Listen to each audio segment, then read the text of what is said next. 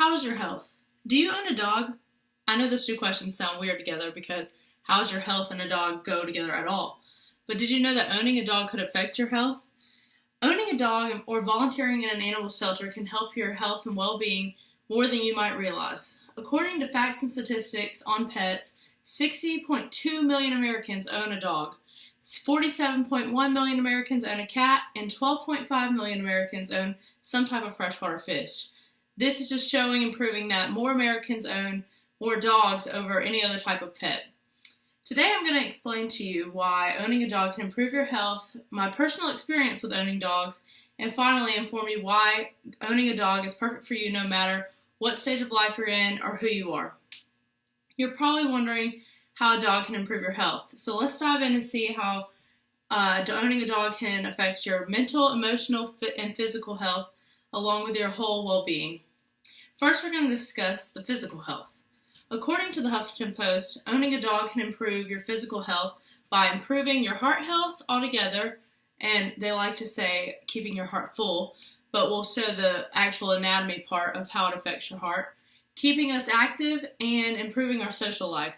So improving our heart health, it's statistically proven that dogs help lower blood pressure, reduce cholesterol, and people who own dogs often have fewer heart attacks.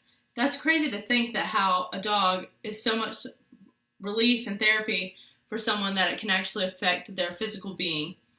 They also keep us active because you know if you own a dog already that they keep you alert and on your toes and you have to be ready to move at any second. But they also are full of energy, so that makes you have to be full of energy. And most people that own dogs take them on walks or get out and play at the park with them just to wear them out in general. And so that keeps us physically fit and keeps us moving and exercising.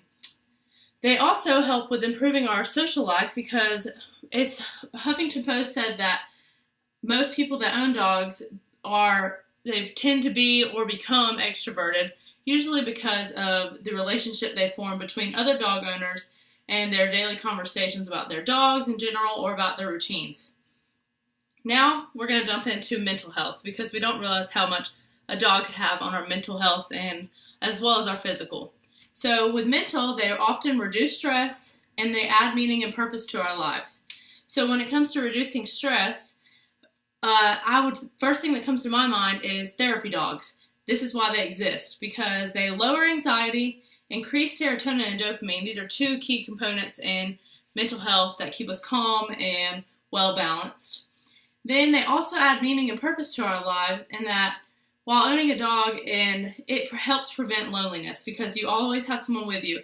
On my mission trip to San Francisco when I ministered to the homeless, almost every homeless person had a dog with them because it helped them realize that they're not alone.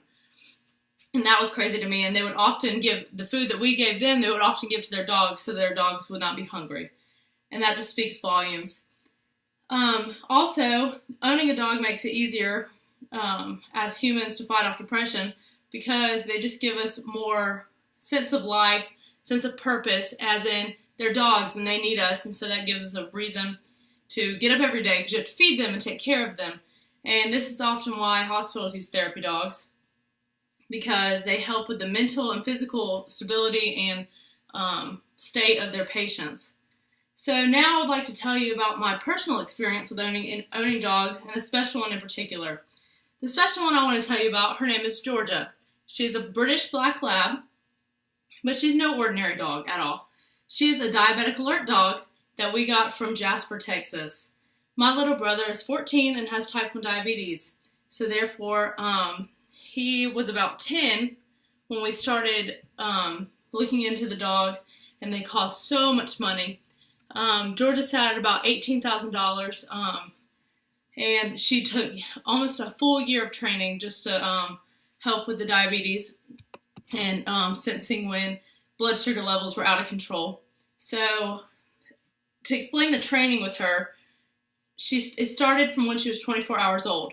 We would swab my brother's mouth. It smelled through his saliva. So you swab his mouth, and when it's at a blood sugar number that you're not comfortable with, you put a swab in his mouth. It soaks up the saliva. We overnight them to Texas, and they begin training her with that scent so she matches up to him. Something else that we learned was that all diabetics have the same smell. So when their blood sugar is too high or too low or something's not right, all the dogs that are being trained know that that smell is something's wrong. And that was crazy to see how Georgia interacted with other people. She wouldn't alert them because she was not their service dog. So she would just, you can just tell something's wrong. She often paces or is just not acting like her normal self. So when my brother's blood sugar is either too high or too low, she often first thing that she does is alerts him. She puts her paw on his leg and will keep pawing him until he does something about it to correct it. And if for some reason he's not awake or if he was to pass out, she will respond to anyone around them. She often has woken my mom up in the middle of the night and will wake her up and paw her or pace beside our bed and will not stop until someone corrects him and fixes the problem or gives him insulin or gives him something to eat. And that's just been a huge lifesaver for us because you don't realize how much sleep you lose getting up every other hour of the night checking blood sugars when I know that it's crazy hard. It was hard at first to trust a dog because you're like, she can't always be right. But she's been spot on since the 5 years ago when we got her. And she also goes to school with him every day.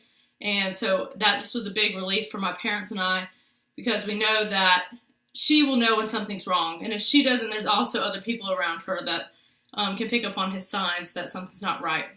But aside from Georgia, the British Lab, I've had the pleasure of owning a Dachshund, Chihuahua, Beagle, and a miniature Golden Doodle.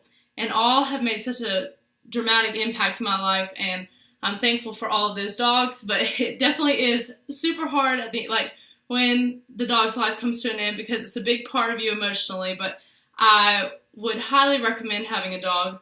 And according to the American Kennel Club, the top dogs breeds that are in the United States include the Labrador Retrievers, German Shepherds, Golden Retrievers, Bulldogs, and Beagles. Those are the top 5 in the United States. And then also, you may be thinking, I can't have a dog. I'm allergic to dogs.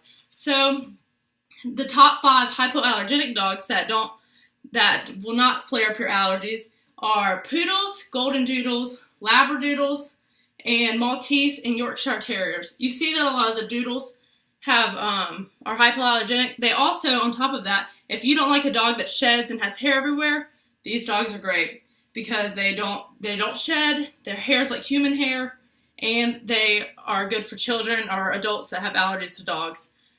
To conclude, knowing the physical, emotional, and mental benefits of having a dog, we now know that how they can affect us whole being. And along with knowing just a small selection of the dogs that you could choose from, they come in all shapes and sizes, and I hope that you can find one that fits perfectly for you, and I hope you will consider getting a dog and becoming an awesome dog mom or dog dad, and I just want you to know that it'll change your life, and it's totally worth it. Thank you.